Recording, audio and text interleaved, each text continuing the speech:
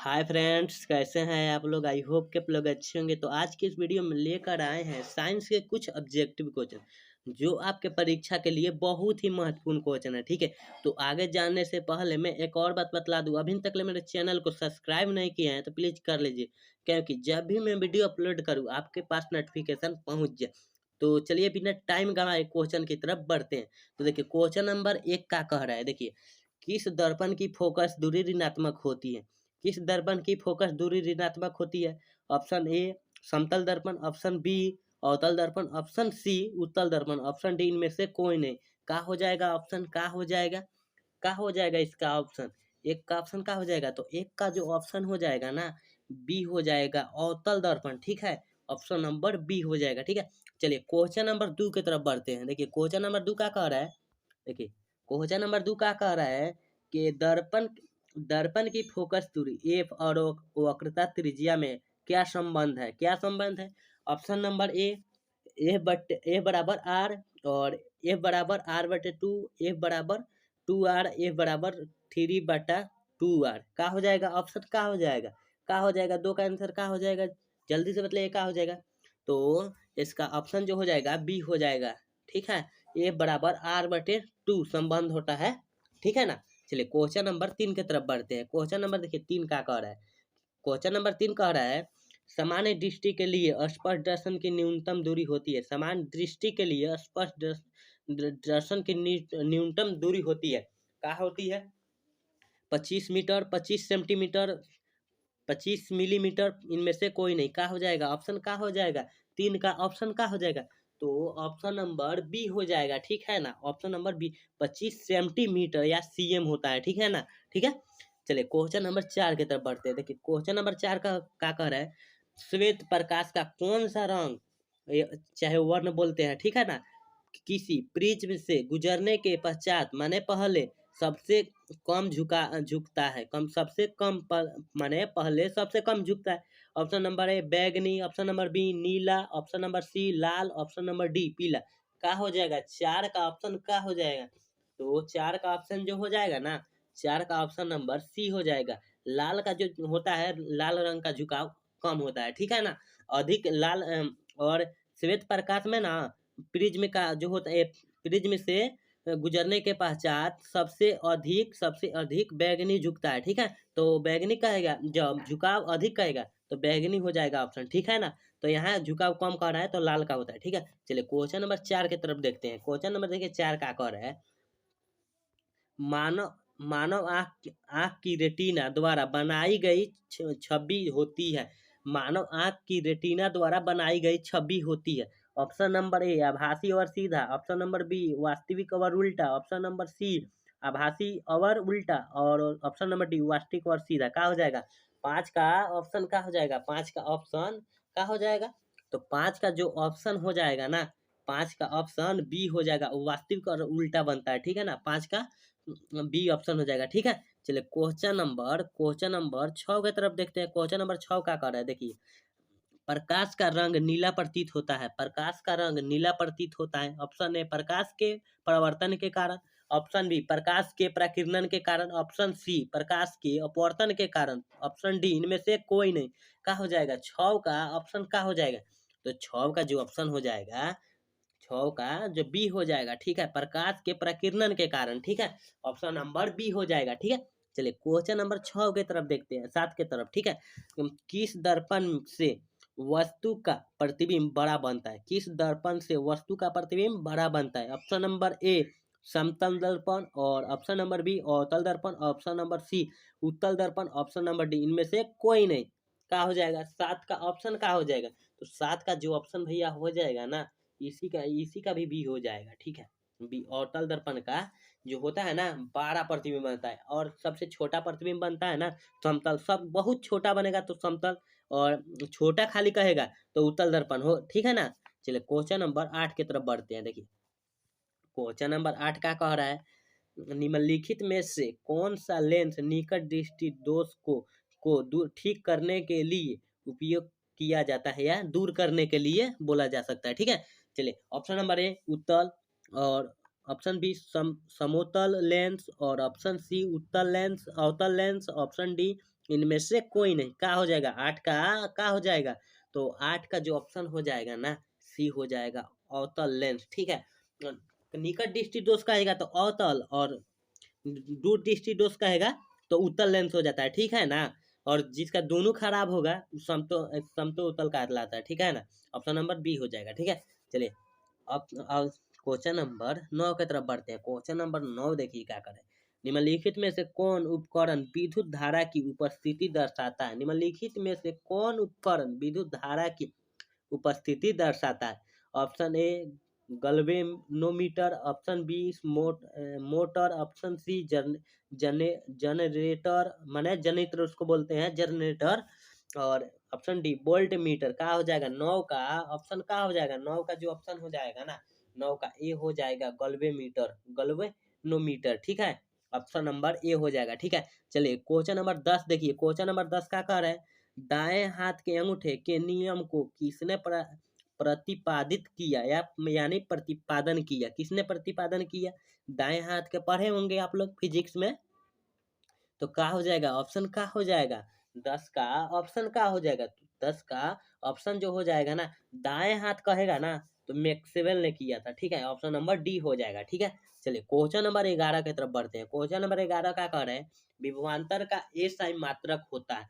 विभवांतर का एसआई मात्रक होता है। ए में वोल्ट, बी में ओम, सी में एम्पियर और डी में कूलम्ब, ठीक है। कूलम्ब। तो क्या हो जाएगा? ऑप्शन क्या हो जाएगा? जब बोल्ट कहेगा ना, बोल्ट विभवांतर कहेगा तो ऑप्शन नंबर ए हो जाएगा, बोल्ट होता है, ठीक है। विभवांतर कहेगा तो बोल्ट होता है, इसका एसआई मात्रक वोल्ट होता है। और विभव का एसआई मात्रक, अगर विभव पूछ दे, विभव विभव पूछ दे तो विभव का एसआई मात्रक जो होता है ना, बोल्टे होता है, ठीक है। चलिए क्वेश्चन नंबर 12 देखते हैं। क्वेश्चन नंबर 12 का कह रहा है, देखिए क्वेश्चन नंबर 12 देखिए। कह रहा है निम्नलिखित में से किस संयोजन द्वारा प्रतिरोध का मान बढ़ जाता है? निम्नलिखित में से किस संयोजन द्वारा प्रतिरोध का मान बढ़ जाता है? ए में श्रेणी क्रम, बी में समांतर क्रम और सी में श्रेणी एवं समांतर दोनों में, और डी में इनमें से कोई नहीं। क्या हो जाएगा? 12 का ऑप्शन क्या हो जाएगा? 12 का जल्दी से ऑप्शन क्या हो जाएगा? बताइए जल्दी से ऑप्शन। तो देखिए क्या हो जाएगा? निम्नलिखित में से संयोजन द्वारा प्रतिरोध का मान बढ़ जाता है। जब बढ़ता कहेगा ना, बढ़ता है तो उसका मान जो होगा श्रेणी क्रम होगा, ठीक है। श्रेणी क्रम में, ठीक है। और घटता जो है ना, घटता है समांतर क्रम में। तो श्रेणी क्रम का सूत्र आप पढ़े होंगे, आरपी बराबर R1 प्लस R2, तो इसका तो मान बढ़वे करेगा। और यदि समांतर क्रम का सूत्र जो होता है 1/1 आरपी बराबर 1/R1 प्लस 1/R2, तो बाटा में आएगा तो उसका मान आधा ना हो जाता है, ठीक है। तो श्रेणी क्रम हो जाएगा, ठीक है ना ऑप्शन, ठीक है। समझ में आया? देखिए क्वेश्चन नंबर 13 की तरफ बढ़ते हैं। क्वेश्चन नंबर 13 का कह रहा है, देखिए चुंबकीय बल रेखा की प्रकृति होती है। चुंबकीय बल रेखा की प्रकृति होती है। ए में काल्पनिक, बी में वास्तविक और सी में वास्तविक एवं काल्पनिक दोनों, और डी में इनमें से कोई नहीं। क्या हो जाएगा? 13 का ऑप्शन जो हो जाएगा ना, 13 का ऑप्शन ए हो जाएगा। क्या हो जाएगा? काल्पनिक हो जाएगा, ठीक है। ए ऑप्शन नंबर ए हो जाएगा, ठीक है। चलिए क्वेश्चन नंबर 14 देखिए क्या कह रहा है। क्वेश्चन नंबर 14, क्वेश्चन नंबर 14 देखिए। 1 किलोवाट घंटा किसके बराबर होता है? 1 किलोवाट घंटा किसके बराबर होता है? ऑप्शन ए 0.36 गुने 10 के पावर 6 जूल, 10 जूल, ठीक है। और बी में 1.6 गुने 10 के पावर -19 जूल, और सी में 3.6 गुने 10 के पावर 6 जूल, और डी में इनमें से कोई नहीं। क्या हो जाएगा? ऑप्शन क्या हो जाएगा? जल्दी से बताइए। 14 का जो ऑप्शन बताइए क्या हो जाएगा? 14 का ऑप्शन।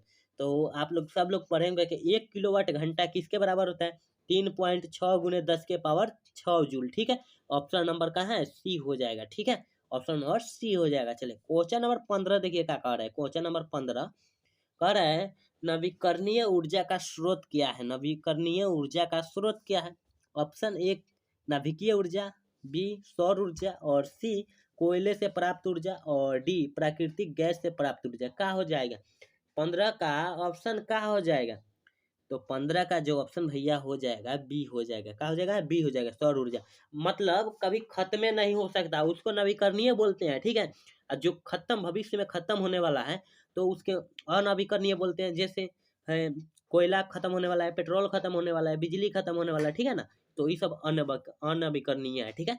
चलिए समझ में आया कुछ? चलिए क्वेश्चन नंबर 16 देखिए क्या कह रहा है।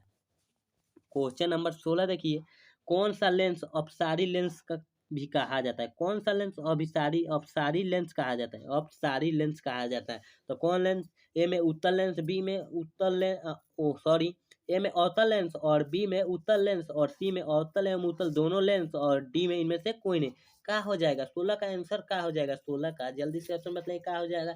तो हो जाएगा ना ये ऑप्शन नंबर ए हो जाएगा। ठीक है, उत्तल लेंस। कैसे? अपसारी कहेगा तो उत्तल लेंस, अभिसारी कहेगा ना, अभिसारी अभिसारी कहेगा, अभिसारी कहेगा, अभिसारी कहेगा ना तो उत्तल लेंस हो जाता है। ठीक है, उत्तल लेंस। अपसारी कहेगा तो अवतल लेंस। ठीक है ना, समझ में आया? अभिसारी कहेगा तो उत्तल लेंस हो जाएगा, उत्तल लेंस हो जाएगा, उत्तल लेंस हो जाएगा। ठीक है ना। चलिए क्वेश्चन नंबर 17 की तरफ बढ़ते हैं। क्वेश्चन नंबर 17 क्या कह रहा है देखिए, क्वेश्चन नंबर 17 देखिए, प्रकाश का प्राथमिक वर्ण कौन है? प्रकाश का प्राथमिक वर्ण कौन है? लाल, नीला, हरा, उपभोक्ता सभी। क्या हो जाएगा? क्या हो जाएगा? 17 का ऑप्शन क्या हो जाएगा? तो 17 का ऑप्शन हो जाएगा ना सभी हो जाएगा, सभी। कैसे? प्राथमिक वर्ण है, ठीक है ना, प्राथमिक वर्ण है सब, लाल, नीला, हरा सब है। ठीक है ना, बैगनी रहेगा तो बैगनी सब हो जाएगा। ठीक है। चलिए क्वेश्चन नंबर 18 की तरफ देखते हैं। क्वेश्चन नंबर 18 क्या कर रहा है? निम्नलिखित में से कौन कौन लेंस का रंगीन भाग होता है? निम्नलिखित में से कौन सा नेत्र का रंगीन भाग होता है? ऑप्शन ए कार्निया, बी पुतली, pupil, option C retina, option D iris. क्या हो जाएगा? क्या हो जाएगा? ऑप्शन 18 का ऑप्शन क्या हो जाएगा? 18 का ऑप्शन जल्दी से बताइए क्या हो जाएगा? तो 18 का जो ऑप्शन हो जाएगा ना, आइरिस होता है। ठीक है ना, इसका रंगीन भाग होता है, आइरिस का रंगीन भाग होता है। ठीक है। चलिए क्वेश्चन नंबर 19 देखिए क्या कह रहा है। क्वेश्चन नंबर 19 कह रहा है, देखिए वीवीआई प्रश्न है, पूरा वीवीआई प्रश्न है, रट लीजिएगा। ठीक है ना, सब वीवीआई प्रश्न उठाए हैं। ठीक है। देखिए तो क्वेश्चन नंबर 19 देखिए क्या कर रहे हैं, 1 एचपी बराबर है, 1 एचपी बराबर है, option A 746 watt, option B 760 watt, option C 780 watt, option D 550 watt. क्या हो जाएगा? क्या हो जाएगा? ऑप्शन क्या हो जाएगा? तो आप लोग पढ़े होंगे 1 एचपी बराबर होता है 746 वाट। ठीक है ना, तो ऑप्शन नंबर ए हो जाएगा। ठीक है। चलिए क्वेश्चन नंबर 20 की तरफ देखते हैं। क्वेश्चन नंबर 20 क्या कह रहा है देखिए, क्वेश्चन नंबर 20 कह रहा है, देखिए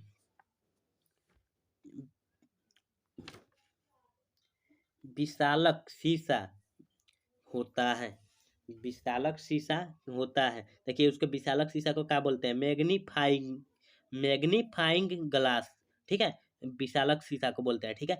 तो ऑप्शन देखिए, ऑप्शन ए क्या कह रहा है? ऑप्शन ए क्या कह रहा है? उत्तल लेंस, अवतल लेंस, उत्तल लेंस, अवतल दर्पण, उत्तल दर्पण। क्या हो जाएगा? ऑप्शन 20 का जो ऑप्शन होगा क्या हो जाएगा? जल्दी से बताइए क्या हो जाएगा? 20 का ऑप्शन क्या हो जाएगा? तो विशालक शीशा का होता है अवतल लेंस। ठीक है, ऑप्शन नंबर ए हो जाएगा, अवतल लेंस होता है विशालक शीशा। ठीक है। चलिए क्वेश्चन नंबर 21 की तरफ बढ़ते हैं। क्वेश्चन नंबर 21 क्या कर रहा है देखिए, देखते हैं। देखिए 21 नंबर देखते हैं क्वेश्चन। देखिए, जब किसी चालक तार से विद्युत धारा प्रवाहित होती है तो गतिशील कण है, गतिशील कण है, ए में परमाणु, बी में आयरन और सी में प्रोटॉन और डी में इलेक्ट्रॉन। काफी हो जाएगा, 21 का ऑप्शन क्या हो जाएगा? तो 21 का जो ऑप्शन आप लोग जानते हैं, जब चालक तार विद्युत धारा से प्रवाहित होती है तो गतिशील कण इलेक्ट्रॉन में हो जाती है। ठीक है ना, हो जाती है, तो ऑप्शन नंबर डी हो जाएगा। ठीक है। चलिए क्वेश्चन नंबर 22 देखिए क्या कह रहा है। 22 क्वेश्चन नंबर देखिए, एमपी एम्पियर, सॉरी यहाँ एम्पियर लिखना चाहिए। ठीक है ना, एम्पियर घंटा मात्रक होता है, एम्पियर लिख लीजिएगा। ठीक है ना, अपना से एम्पियर देख लीजिएगा ध्यान से। एम्पियर घंटा, घंटा मात्रक है, शक्ति का, आवेश का, ऊर्जा का, इनमें से कोई नहीं। क्या हो जाएगा? 22 का ऑप्शन क्या हो जाएगा? 22 का ऑप्शन क्या हो जाएगा? तो 22 का आप लोग सब लोग ऑप्शन जानते हैं कि एम्पियर जो मात्रक होता है ना, आवेश का होता है। ठीक है, आवेश का। ठीक है, तो 22 का ऑप्शन नंबर बी हो जाएगा। ठीक है। चलिए 23 नंबर क्वेश्चन देखते हैं क्या कह रहा है। 23 नंबर, निम्नलिखित में से कौन सा मात्रक वाट के बराबर होता है? वाट को डब्ल्यू से सूचित किया जाता है। ठीक है ना, तो ऑप्शन नंबर ए जूल प्रति second, option B joule, joule प्रति, joule second, option D, option C है जूल प्रति सेकंड प्रति जूल। ठीक है, ऑप्शन डी है इनमें से कोई नहीं। क्या हो जाएगा? ऑप्शन क्या हो जाएगा? वाट के बराबर होता है, तो वाट के बराबर 23 का जो ऑप्शन हो जाएगा ना, ऑप्शन नंबर ए हो जाएगा। क्या हो जाएगा?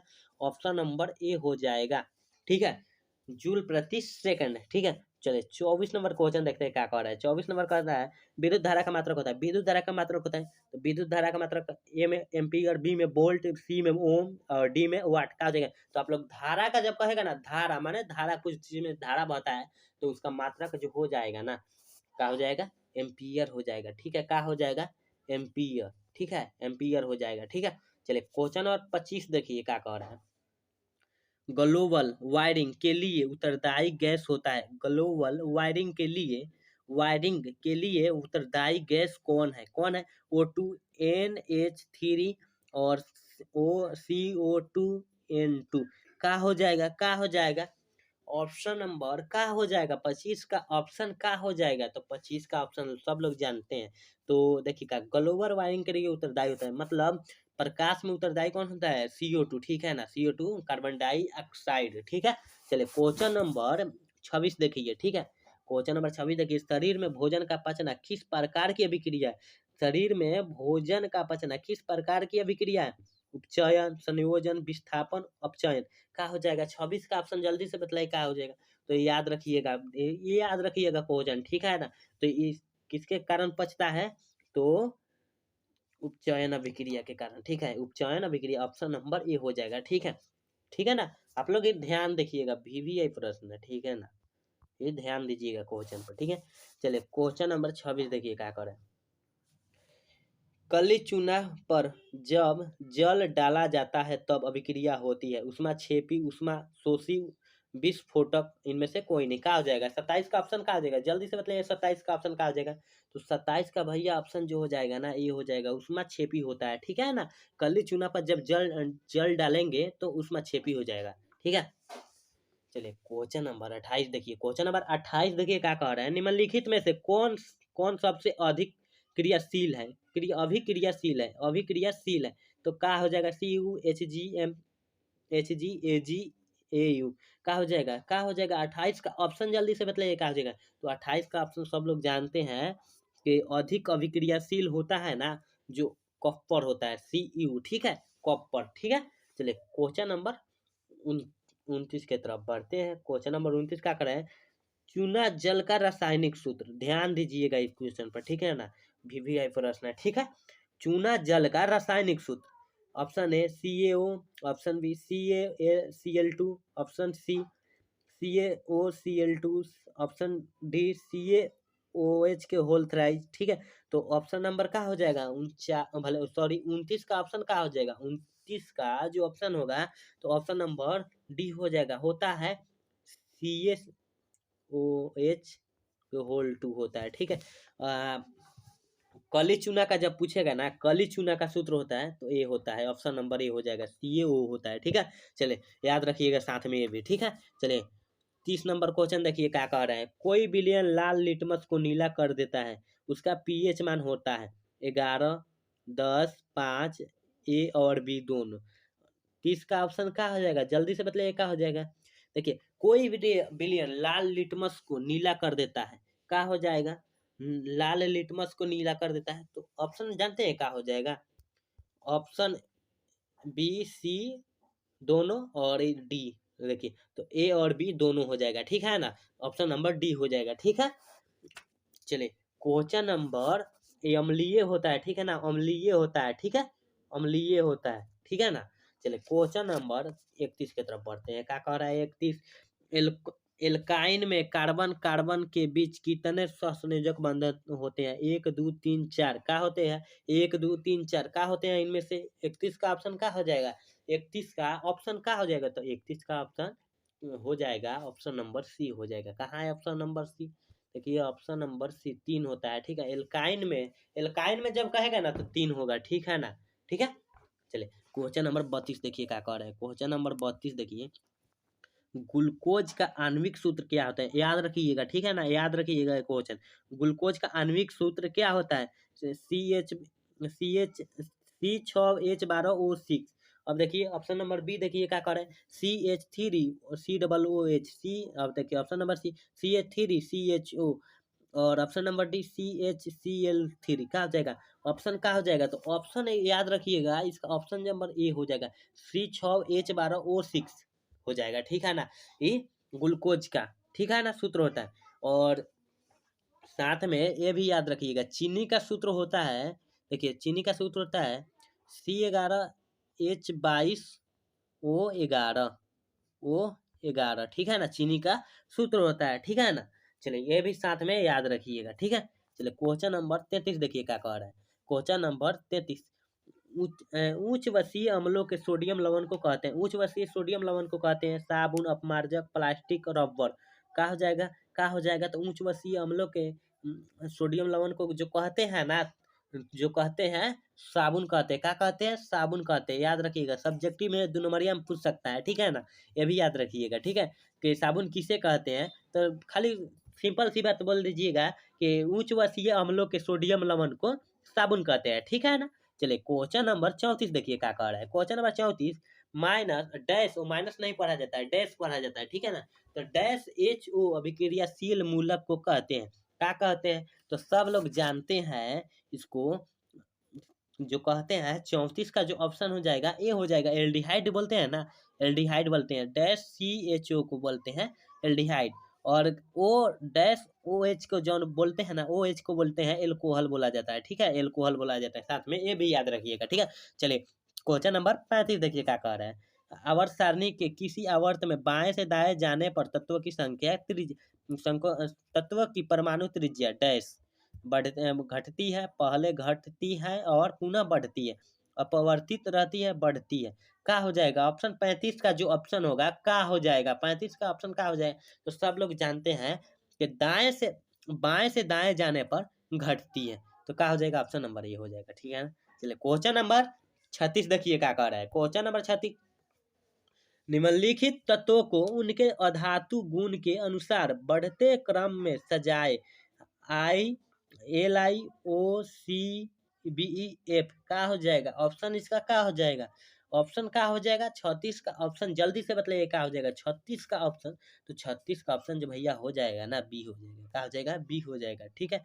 सजाया गया है, ठीक है, सजाते आएंगे, सजाएंगे, ठीक है।